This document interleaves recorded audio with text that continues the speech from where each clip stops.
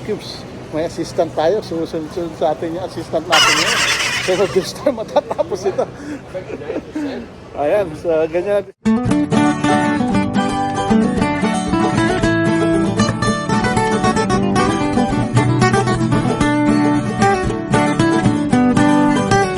So, yun mga ka-cubes. So, bali, dito tayo sa Canadian Tire. So, bali, pinagpapalit na tayo ng gulong. Tsaka nag-change oil na rin tayo. So kaya yun, grabe, $500 na magagastos natin. Di bale, maintenance to ng sasakyan natin eh. So yan, so bali, mamaya papasok ko dyan sa loob. So titingin din tayo yan. Dami pang kailangan gawin sa sasakyan niya kasi 100,000 na siya. Spark plugs, pero hindi ko muna pinapalitan. Mahal na, over budget na. So dami na natin nagastos sa dentist. Tapos ito, so yung overtime natin dito mapupunta lahat. Buti na lang may overtime tayo. So yan, so ganyan lang. Discarte talaga magka-clips. 1 hour later. Yun, magandang araw ng Sabado. So ito, so katatapos lang natin magpapalit ng gulong sa Canadian Tire at magpa-oil change. Ito, so bali, gumawa tayo ng orders sa Walmart. Nag-Uber tayo, Uber ngayon. So kailangan natin bawiin yun. $500 din yung nagagastos natin ngayon. Tapos meron pa akong hindi pinagawa dahil masyado nang mahal. So parang over budget na tayo. Sa susunod na lang, hindi pa naman kailangan yung mga spark plug tsaka So ito, so bali 3 items lang to, kaya kinuha ko na. Tapos malapit lang. Tara, andito na ako sa Walmart. So yun mga ka-cubes. So yan lang binili, 3 items lang, saging tsaka chips. Tapos ito sa atin yan. So ganyan, may pasabay na naman tayo kasi nag-sale to, baon namin sa umaga to eh. So yun, so bali to, payaran na natin to. So saglit lang, wala pa tayong 5 minuto dito sa loob ng Walmart. Deliver na natin to. Kahit maliliit, basta mabilisan. Tsaka wala pa ganong tao sa loob ng Walmart. So madali pa tayo makapagbayad nito. Ayan, tayo. Few moments later. Update, so pangalawang order natin dito sa Shoppers Drug Mart. Ayan, andyan tayo ngayon sa Shoppers. Dito tayo ngayon sa Shoppers Drug Mart. 2 items lang siya. So mga malapitang orders, kahit mababa lang $8. So kinukuha ko na para mabilisan. So naka $16 kagad tayo in less than 30 minutes. So hindi na mas bayan. So tara, pasok tayo sa loob. Few moments later. Yun, meron na naman tayo nakuha ang order. $17.50. Okay lang kahit medyo mababa ngayon ng Superstore kasi Superstore normally $20 yan eh. Pero at least dire-diretso yung order natin ngayon. Kanina kita nyo $13, ngayon naman $17.50. O diba? Dire-diretso in less than an hour. Dire-diretso yung pasok ng order. Tara, punta na tayo ng Superstore ulit. Yun, so bali, andito na tayo sa Superstore. So meron tayong na-pick up, nakuwang order ulit for $16.50. Malapit lang siya. So mabilis naman natin natatapos yun. Puro kamatis tsaka mga gulay-gulay lang. Eto, so unang kagat, kakakagat muna ako bago tayo mag-grocery. Unang kagat para sa inyo mga ka-cubes. So yan. So andito tayo ngayon sa 3-4 na kagat lang ako sa burger ko mga ka-cubes. Masok tayo ulit. Mamaya na lang natin tuloy yung pagkain natin. So ganyan lang. Medyo maliliit talaga ang order ngayon. Pero okay lang yan. Basta dire-diretso yung pasok ng order. Kahit ang baba nung acceptance rate natin, okay na yan. Makakabuo tayo yan. So yan, so bali ito. Pasok tayo sa loob. Tapusin agad natin to. Kasi may additional na $1 per order ngayon. Hanggang 130. Kung buulan kasi. Few moments later. Yun. Natapos din tayo sa loob. Mga naka 10 minutes din tayo sa loob. So medyo natagalan tayo dun sa chicken drumstick kasi kailangan pa ipa-approve yung wala kasi yung gusto niyang brand. So anyway, so yun, so tara, gaano ba kalayo ito? 4 kilometers, 9 minutes drive lang. Tara, punta tayo kay customer.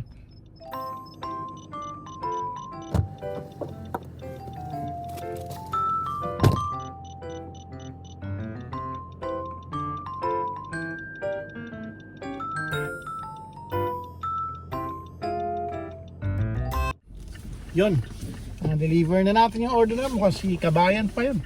Ang Pilipino pa yung na-deliveran natin yan. So nag-tip naman na $1. So okay na yun. So yan, so balik na tayo sa paborito nating lugar. So nakalampas $50 na tayo mga ka-cubes. So meron pa tayong Uber kanina, tsaka meron pa rin tayong kanina, yung $13 sa DoorDash. So okay na, nakakota na tayo. Original quota natin for everyday is $50. So lumampas na tayo, pero syempre since Sabado ngayon, so tingnan natin kung magkano tayo ngayong araw na to. So antusawa tayo ngayon, so bahala na, pero uwi pa ako kasi bumili ako ng manok. Eto, bumili tayo ng manok sale, 3 kaninang maga, 2 na binili ko, nakita ko meron pa uli, so bumili pa ako ng isa. Kaya tara, iuwi muna natin to siguro, tapos kain na rin tayo ng tanghalian, kahit kumain na tayo ng Burger King, or bahala na, tingnan na lang natin kung meron pa tayo makakuha ang order pa uwi, di mas maganda, di ba? So yun, so uwi muna tayo. So mabuti na lang mga ka-cubes, meron tayong naging overtime nung nakaraang 2 linggo, dahil grabe ang laki ng nagastos natin ngayon umagang to, almost $500 mahigit mga ka-cubes, na pag-maintain pa lang ng sasakyan. So hindi talaga biro ang pag-maintain ng sasakyan mga ka-cubes, lalo tumatanda na yung sasakyan natin. So almost magsa 7 years na to next year, so mapupuli pay na rin natin siya. So, pero ngayon $504 na nagastos natin.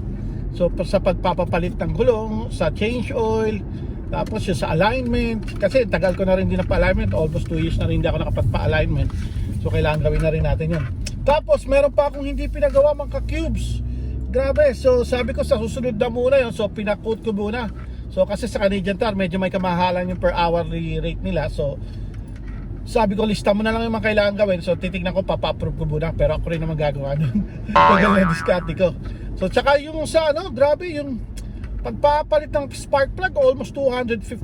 So bali ang gagawin ko na lang, kung spark plug naman yung papalitan, pero okay pa naman, wala pa tayong 120,000 kilometers, 100,000 kilometer plus pa lang tayo. So bali bibili ako ng spark plug sa Amazon, tapos ako na lang yung mag-ano. So madali lang naman yun, i-YouTube na lang natin yan. So ganoon naman yung ginawa ko sa rotor natin sa likod tsaka sa harap, pero sa harap hindi ko pa papalitan yung rotor. So sa likod napalitan na natin. So ako lang din ang gumawa, pati pagpapalit ng brake pads. So nakatipid tayo. So ito, magtitipid tayo ba? So masyado nang malaki na gastos natin ngayong buwan na to, bukod sa dentistas, tsaka dito. Buti na lang may overtime, kung wala, nga tayo. So yun pala, so kaya pala tayo pinag-overtime, dahil meron tayong pagkakagastusan. So mabuti na lang, so meron tayong overtime, diba? So ayan, so papagas muna ako dito, medyo murang gas, 166, kaya sige ito. So pagas na tayo. 1 hour later. Yun, may nakakuha na naman tayong order. Habang kumakain tayo ng burger, di pa natin tapos kainin yung burger. Andito tayo sa tabi ng building namin.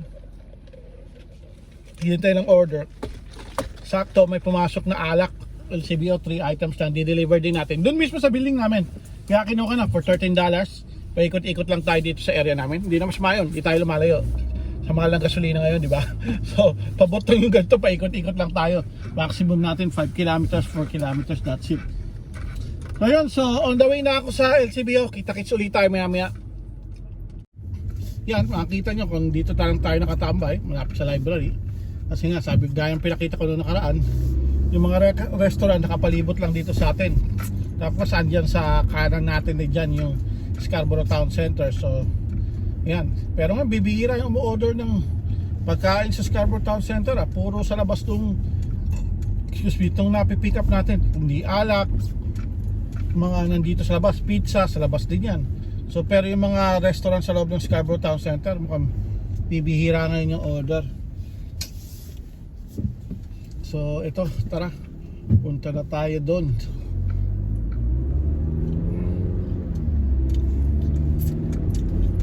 So bali ito, first time din natin ngayon, sa tagal natin hindi naganap ng pera sa kalsada, dahil nga busy tayo sa full time natin. Kaya ngayon susubukan natin. So kasi yung kasamahan ko sa trabaho, sinasabi niya napakabagal daw talaga ng Uber. So bibihira daw ang order, sa isang oras, isang beses lang siya nakakakuha ng order. So parang totoo nga, kasi yung Uber binubuksan ko, bihira nga rin yung order. Pero dito pag rush hour naman, okay naman. Pero pag yung normal na tagal daw ng order. Tsaka sobrang kuripot daw ngayon, $3. Totoo nga din. So kaya ito, nasa DoorDash lang tayo. So dalawa silang binubuksan ko, kaya kung sino yung mas malaking bigay, yun ang kinukuha natin para hindi tayo lugi.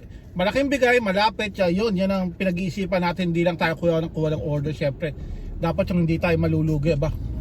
1 hour later. Yun, maganda ang biyahe natin ngayon, kasi pabalik na tayo sa bahay, di ba? So kakatapos lang natin mag-deliver ng alak dito sa Uber. May nakuha tayong order, andito na sa harap natin yung restaurant, tapos doon sa building natin uli i-deliver. Kaya sabi ko, kahit $5 to, at least meron tayong pasabay na pabalik. Kahit maliit lang yung order, pero ayun, hindi na sayang gasolina natin. May extra $5 pa tayo. So ito, dito na sa harap ko. So ito, pick upin na muna natin ito, pero lakas ng ulan ngayon mga kips. Grabe, sobrang lakas ng ulan. Sobra.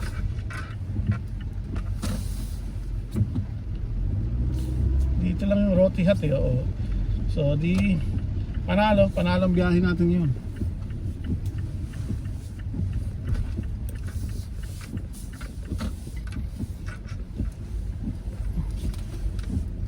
So yan, tingnan nyo.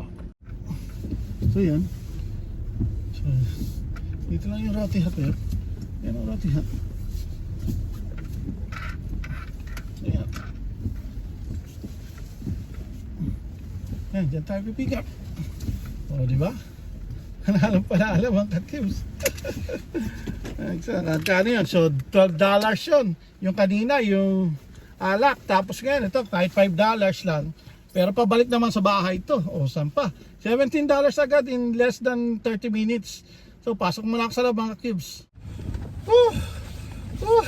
Ang lakas ng ulan. Ang lakas ng patak. Grabe. Kaya na, saan floor kaya to? Tignan nga natin kung saan floor itong i-deliver natin to. Verify order verified, complete pickup. Oh, 190 nga. Doon nga sa bahay natin. Meet at door, call when here. Buti na, hindi tayo aakyat. Kasi walang ano eh. Mahirap sa amin, kailangan mo ng fob bago ka makakyat. Malamang to, wala tong buzzer. Kaya doon lang to sa ano, laging sa tag dito. Sa lobby lang to, sigurado ko. Ayan nakalagay, call when there. Text ko na siya mga ka-cubes. Grabe. Naghahanta ako na, sabi ko, may paparating babae. Sabi ko, lalaki yun ha, Ray. Yun pala, sabi ko, pamilyar na yun pamilyar na yung babaeng yun. Nadeliveran ko na yun. Ray pala ang pangalan nun, Buenas. Stick. Nakatensyon ko mga ka-cubes. So yan, so bali, andito na tayo sa bahay pero akit na ba tayo? Hindi na. Malakas pa ngayon. So hintay-hintay tayo. Baka may makuha pa tayong order ngayon. Puro alak. Tignan natin. So bali, ikot lang tayo. Doon tayo sa kabila mag-park. Bawal mag-park dito. Baka matikitan tayo dito. So mamaya tayo mga alas 5 tayo uwi siguro. Alas 3 pa lang naman. So okay pa yan. Tsaka malakas yung ulan eh. Pag ganitong malakas ang ulan, yan yung medyo marami-raming order. Tingnan lang natin. Pero ngayon dapat to.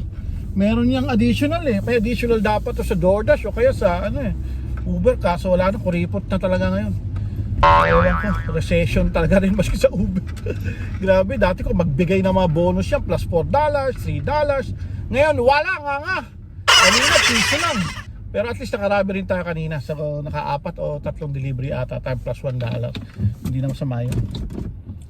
Ayun, so eto, so bali hintayin mo tayong order. Habang naghihintay tayong order, mag-umpisa na tayo mag-edit ng video natin.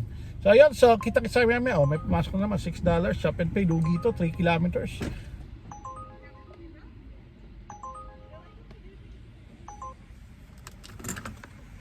Dati itong mga alak talaga ang laki magbayad nito, 16, 17. Ngayon parang parehas na siya ng parang parehas lang ng regular na pagkain eh. So bakit mo pipick upin pa to ikaw pa mismo ang bibili sa loob ng store kung $3, $4 lang, di ba? So, kaya ako decline yan basta sa Uber Eats. Wala naman kasing pakiyan sa acceptance rate eh. Sa DoorDash lang medyo mahigpit sa acceptance rate. Pag medyo mababa o yung acceptance rate mo sa DoorDash, hindi ka binabatuhan ng order. Pwera na lang kung talaga wala sila makuhang driver. So, yan. So, bali ito. So, hintayin muna tayo ng orders. 1 hour later. Yun. Ka-cubes, grabe, nakakuha tayo napakalaking order, $52 ang ibabayad sa atin dito. Sa Food Basic tayo, saktong-sakto yung pag-appear ng kasi palayo tayo dito sa grocery nito. Buti na lang, nakuha natin yun. So ito, grocery muna natin ito mga ka-cubes. Yun, natapos na natin. 17 items na, ayan. Walang lapis, walang kulang, kompleto yung items niyan. $52 mga ka-cubes. Kaya ito, napabili rin ako ng sale na 2 gatas. Bibili na ako. Ganyan ako pag may nakikita akong sale, bumibili na ako. So ito, bayaran na natin ito mga kids, $52.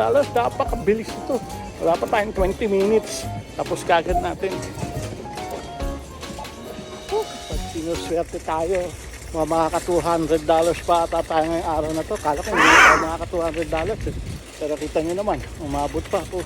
Naiwanan ata nakabukas ng sasakyan dito katabi ko. So anyway, so ito. So lagay na natin sa sasakyan to. Tapos deliver na natin. Malapit lang din yung delivery dito. Hindi ako makapaniwala. $52 to. Huwag lang tayo matitip bait mga ka-cubes ha. So yan, so bali lagay ko muna sa sasakyan to. Hindi talaga ako makapaniwala dito. Tignan natin kung totoo nga ito. $52, biruin nyo 2 kilometers lang. 17 items. Natapos natin within 10-15 minutes. So saan ka pa? So ayun, tara. Punta na tayo kay customer. Tingnan natin kung magkano yung base pay nito. Dati ganito naman talaga ang bayad ng mga grocery. Ewan ko kung bakit biglang bumaba eh. So talagang parang kinokontrol lang ni Uber eh. So yun, so punta tayo kay customer mga ka-cubes. So mukhang Few moments later. Yon! Grabe! Sinuswerte yata tayo ngayon. Nakakuha na naman tayo ng malaking order, $32. Ayan nga ka-cubes. Ito $32. Malapit lang yung delivery.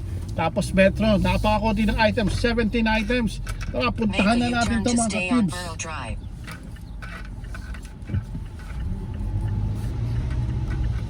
So bali ewan ko. So bali nasa trip radar to eh. So siguro mga hindi rin to na pick up kanina pa kasi nag-uulan nga kanina. Siguro ngayon kaya ang tataas ng bayad, yo.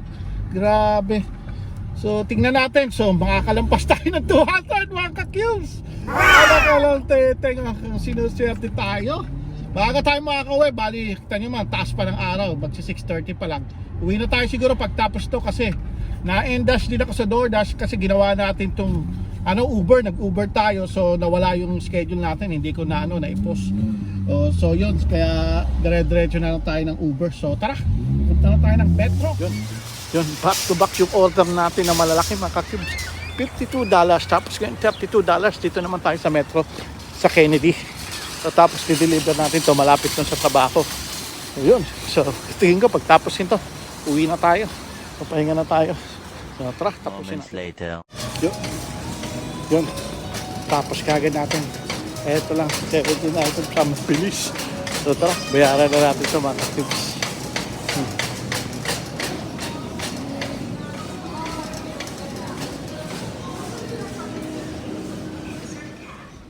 So yun mga ka-cubes, so bali ito.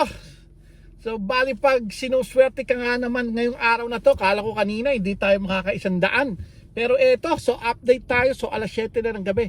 Katatapos lang natin mag-deliver. So maraming salamat doon sa dalawang napakalaking order na nakuha natin na back to back. Isang $52, tapos ito ngayon, $32 yung huling order natin. So bali yan, so bali ang total natin ngayon ay... So bali sa Uber lang pala is naka $127.99 tayo. Tapos sa DoorDash naka magkano tayo? Mahigit $100 o $80 ata tayo doon. Tapos ang total natin mga ka-cubes ngayon nasa $223.78 tayo. Grabe. Nakalain mo yung hindi mo inaasahan na makakarami ka ng ngayong araw na to. Eh nakarami pa rin tayo. So yun, buti na lang dun sa huling order natin almost $85 din yung nadagdag doon, kung hindi tayo alalampas ng $200. So yun, so $223 hindi na masama yan. At least almost nakakalahati na tayo doon sa nagastos natin kaninang maga, di ba? So konti na lang habulin natin kung makakahabol pa tayo bukas, pero ewan ko kung bababawi natin kasi bukas may lakad kami ni Mrs. Magsisiba kami, tapos bahala na kung saan kami makakarating. So pero yun, so okay na yan, $223, paunggoy-unggoy lang tayo. Saan ka pa, di ba? So yan, so marami pong salamat mga ka-cubes. Kita-kits ulit po tayo bukas. The next day. So bali, may nakuha tayong order. Palaki-laking order to, $27. Malapit lang. Kasama natin si nag-iisang ikaw. So tutulungan nyo tayo. Kaso mukhang di tayo tutulungan eh. Nauna pa sa atin sa loob eh. Imbis na siya magtutulak nito, ayos kita nyo. Mas nauna pa sa loob, imbis na tulungan ako para tulak mo ito mama. Yan, ang aking trabahador mga ka-cubes. Umpisahan na natin ang ating pag-grocery. So yan mga ka-cubes, diba talaga pag may kasama tayo, mabilis natin ito matatapos. Bilis natin matatapos ito pag ganito may kasama tayo. So wala, hindi pa rin siya na eh. 370. Mga ka-cubes, may assistant tayo, sumusunod sa atin yung assistant natin ngayon. So mabilis tayo matatapos ito. Ayan, so ganyan ang diskarte. So kabisado ko naman itong superstore. So ayan, susunod lang sa atin yan. Yun mga ka-cubes, so bali, ang bilis namin natapos. Isang oras yung binigay na oras sa amin. 15 minutes tapos kagad namin to. Ang dami nga, no? 15 minutes lang natapos namin kagad. Yan ang teamwork. Teamwork sa paghanap ng pera sa kalsada. So, di ba? Baka iniisip niya, pinagkaano ko lang yan, ha? Para raw ma-exercise siya daw magtutulak. So, yan. So, bali tapos, di-deliver lang namin to. Doon lang, oh. Pakita ko sa inyo kung saan namin di-deliver. So, bali, doon lang sa area na yun namin di-deliver yan. Yan.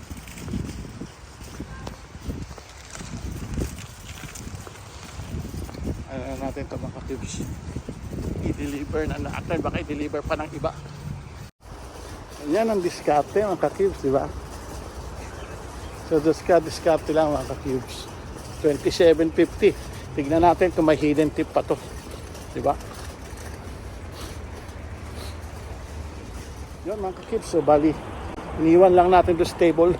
Buti na lang, hindi na natin kailangan makatapos. Tumaas pa, naging $37. Ang laki ng binayad sa atin. $37 may cubes. Few moments later. So, tayo ngayon mga cubes. Pipick up tayo $20 to. Sayang din. Tayo on rock. So bali nag-iintay na kami ng pagkain namin. Bumili kami ng pagkain sa Kapuso Restaurant. Bigla naman pumasok tong 20 minutes pa. Sabi ko, sige, pick upin ko to for $20 din to. Sakto lang to. 15 minutes lang matatapos natin yung delivery nito. Tapos balik na tayo dun sa Kapuso. Tapos uwi na tayo. Maka $70 tayo may get to. Diba? Hindi na $70 sa pagtapos lang natin mag-misa. So, yun. So, hintayin muna natin to. So, yun. So, ito yung tayo on rock. So, yun mga ka-cubes. So, bali na-deliver natin dito. Dito tayo nag-deliver sa ospital. Buti minute tayo dito. Hindi ko kabisado yung loob niyan eh. So, although nakapasok na dyan, limot ko na yan. So, yun. So, tara. Balik na tayo ng pick upin na natin yung pagkain natin. Baka naghihintay na. So, yun. Pick upin na natin itong order natin mga cubes. Dito tayo sa Kapuso. Ito tayo dito. May hotdog ba? Ayan. Pick up tayo mga tips. Pick upin natin ang ating order.